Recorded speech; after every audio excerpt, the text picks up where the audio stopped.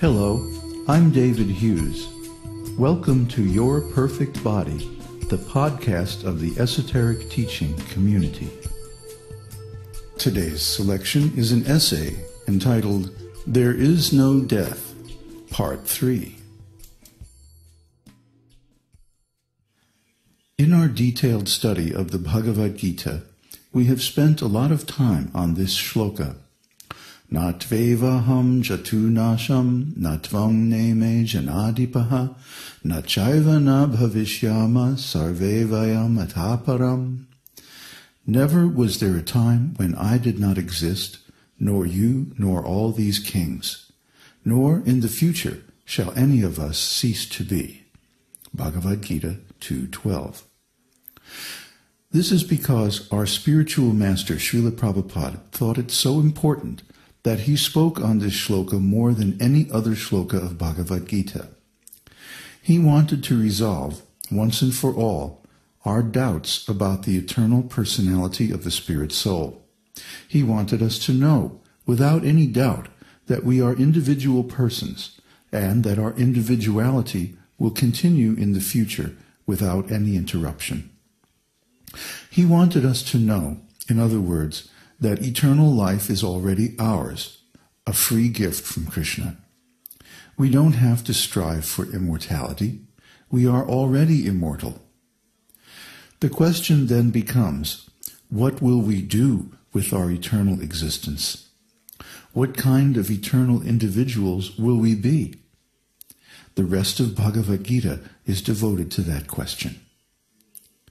Therefore, Bhagavad-gītā is the best advice given by Sri Krishna, the Supreme Personality of Godhead, to the eternal individual souls. If he says something, we should agree to accept it. If we don't agree, that will not be good for us.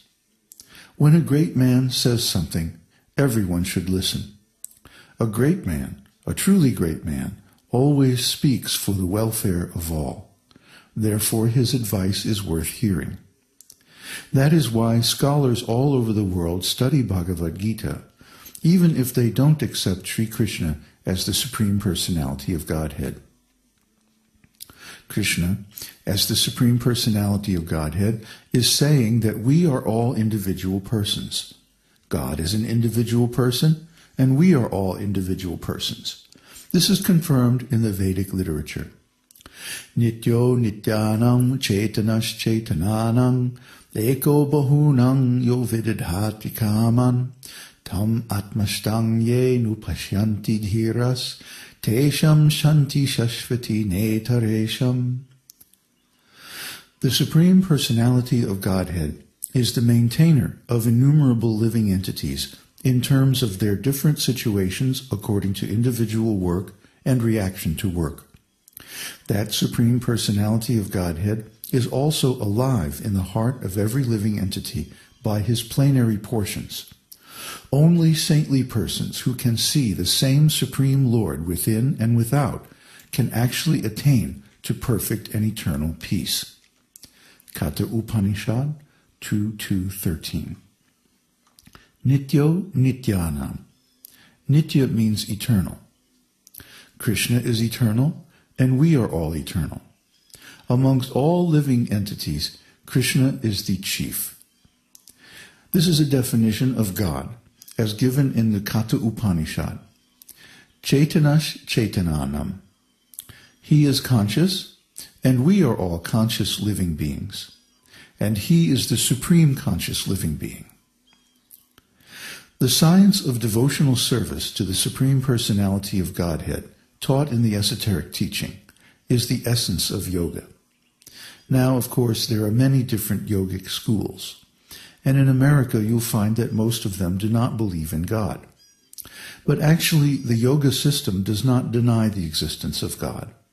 God is there in the original yoga literature by Patanjali and others. But because the modern followers of Patanjali are mostly impersonalists, they misinterpret his writings to be godless, atheistic. Real scholars of the yoga literature understand this properly. For example, here is a quote from Introduction to Indian Philosophy by Drs. Chatterjee and Dutta of Kolkata University, 6th edition. In this book, after studying all the different kinds of philosophy, they give a summary of each type of philosophical system. So speaking about Patanjali, they say, the place of God in the yoga system, as distinguished from the atheistic Sankhya, is that yoga is theistic. Theistic means they accept God. So this book is very authoritative. It is in its 6th edition, so it is very popular. But actually it's a standard text in all the universities in the world. Dr. Chatterjee and Dr. Dutta are accepted by all universities as authoritative scholars. And here they say that the Hatha Yoga system is theistic, believing in God. The Hatha Yoga system was introduced by Patanjali, a great authority in Vedic philosophy. But the modern so-called yogis, although they claim to follow Patanjali, are impersonal and atheistic.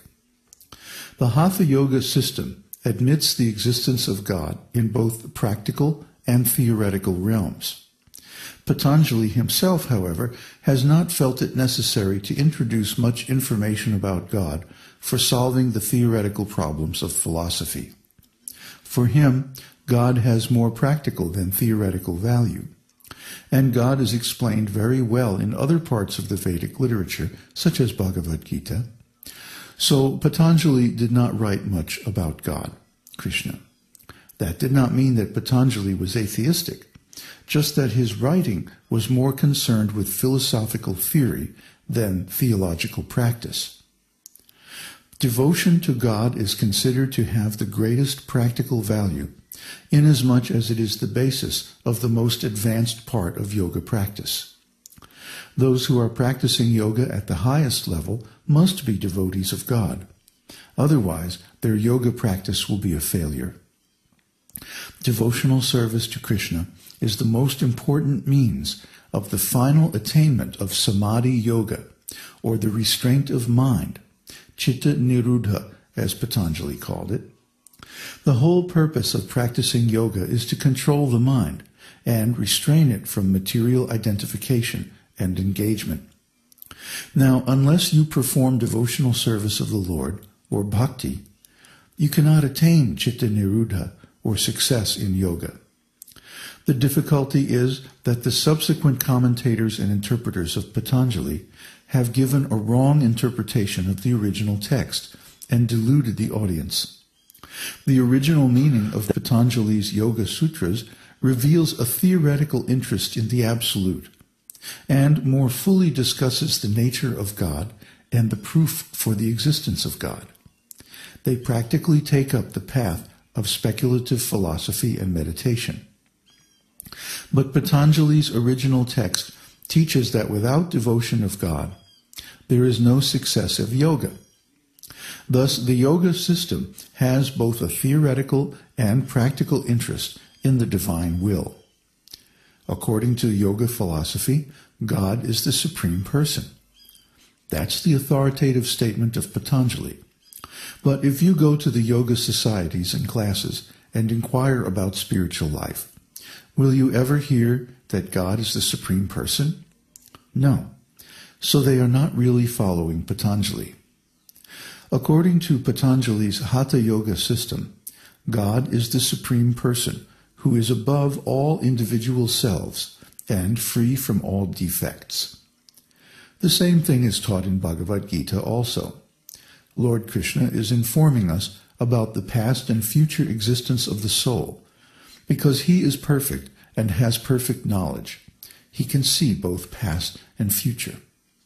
But because we are not perfect, we do not know. Can you say where you were 100 years ago? No one can say. Or can you say where you will be 100 years from now? You cannot say because you are imperfect, because you do not have perfect spiritual knowledge. But God is not like that. God is a spiritual being. He's perfect. The yoga system also accepts him like that. According to the yoga system, God is the supreme person, who is above all an individual. So also, now you see that every living entity is individual. And this knowledge is free from all defects because it is given by Krishna. Because he's free from all defects, his statement is perfect. Therefore, we must admit that my